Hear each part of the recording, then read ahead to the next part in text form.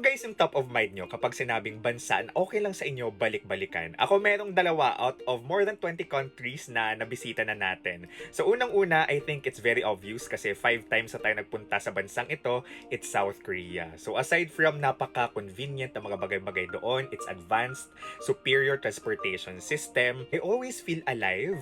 I feel at home whenever I'm in Korea. Lalong-lalo na sa Hongdae area, na favorite area ko in South Korea.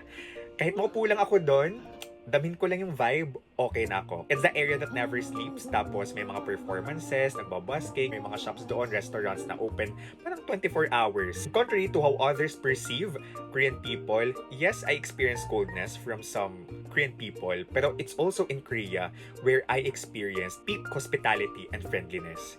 Ilang beses na ako na libre guys sa mga traditional market ng mga stall owner, kiosk owner. Feeling ko natutuwa lang sila sa akin habang nag-vlog ako, so nagulat na lang ako na sasabihin nila on the house na to, chichikahin pa ako, they're curious about what I'm doing, about myself. Ito yung mga pinaka-favorite kong moments kapag nagta-travel talaga when we are able to connect with the locals. At sa Korea ko lang talaga na-experience yung ganitong level ng hospitality. And even my workmates, kasi may teammates ako in Korea, every time I'm there, they always make sure na i-meet ako tapos malibre ako guys. Everywhere we go, especially in Seoul guys, sa subway, cafes, ay, yung tanawin, mga aesthetic na mga opa.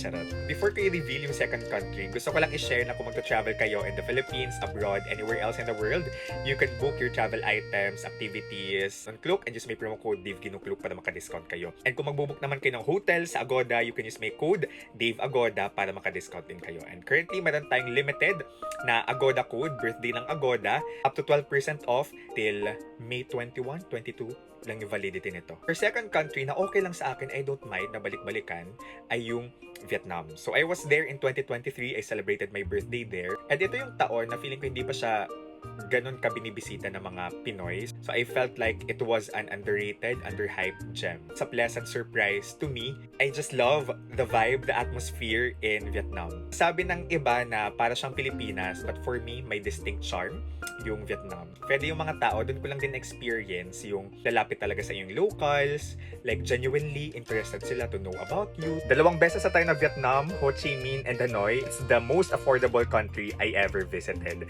Yung Grab, imagine, 50 plus pesos within the city.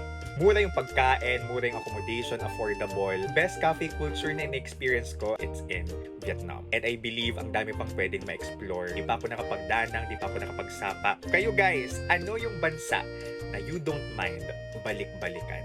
Comment down below. Share.